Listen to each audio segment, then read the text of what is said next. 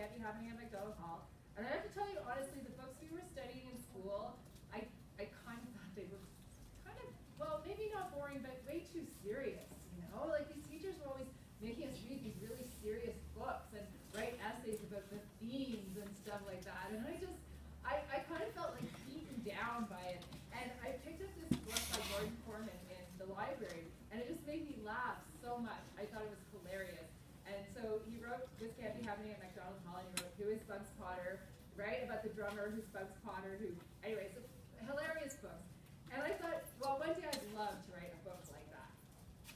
So as I was working as a journalist, I was actually working in some pretty serious, again, like I was reporting on Parliament Hill, doing some pretty serious reporting, and I just wanted to have something that was funny and silly and not so serious.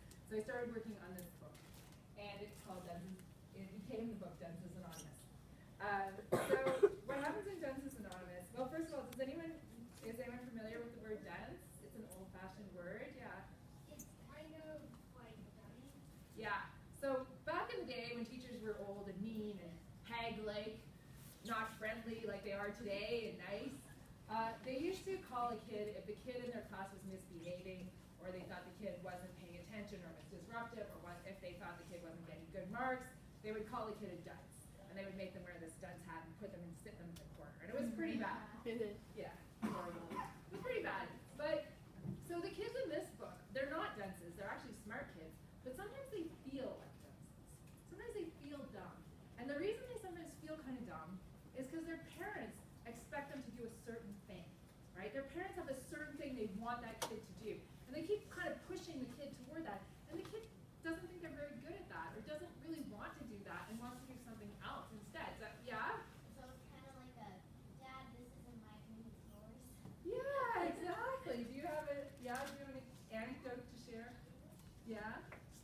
My dad wants me to go to the Olympics, which I don't know. Right. I wanted to, but like, I'm not sure anymore, it's really hard. Yeah. Okay. Anyone else feel like their parent might be pushing them in a certain direction? Yeah.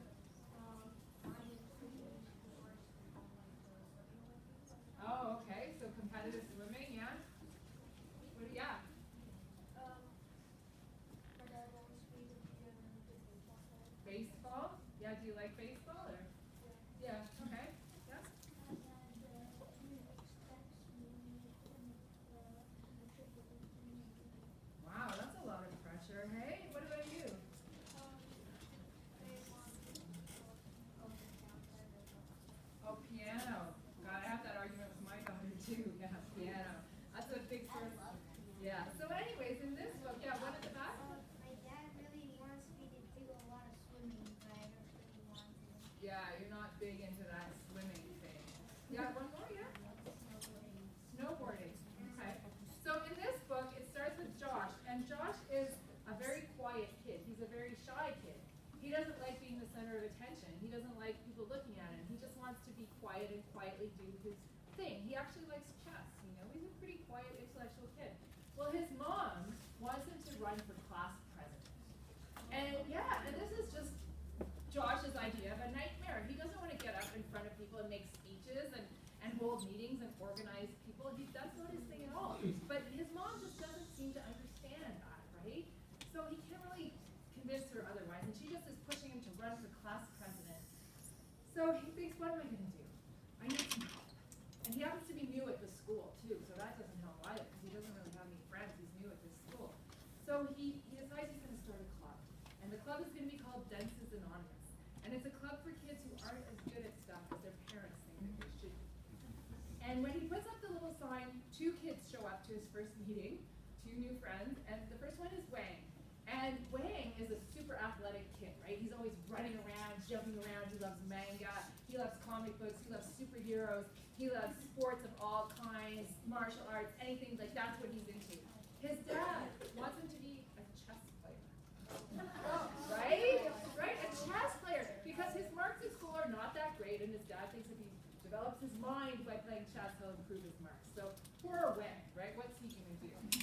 And the third person who joins their club is Magnolia. And Magnolia is very dramatic. She's in the drama club. She loves being on stage and theater. And usually this is okay because her mother is really into, the theater and movies, and she wants Magnolia to be a star of stage and screen. But the only problem is that Magnolia's mother is very romantic. And she wants Magnolia to be a romantic star. Actually, she wants Magnolia to play Juliet in the school play Romeo and Juliet, the greatest romance of all time. And Magnolia just cannot stand this idea. She doesn't want to get up on stage and say all this mushy stuff and wear a horrible dress and stuff. So she needs to get out of this. Also because the guy who's playing Romeo is Emmett Blackwell. And there's actually a rumor going around the school that even though he's not really allowed to kiss Juliet, that on performance night, he's actually really going to kiss her. And she just needs to get out of this, because Emmett Blackwell, you just would not want to be kissed. So she just doesn't know what to do. So anyways, these kids get together and they form this club. And similar to the Gordon Corman book, every scheme that they come up with to try to get out of these things their parents are trying to get them to do always ends up backfiring, and they get into more trouble than before, and it just snowballs and snowballs. And I won't tell you how it comes out in the end because I think the library is ordering a copy.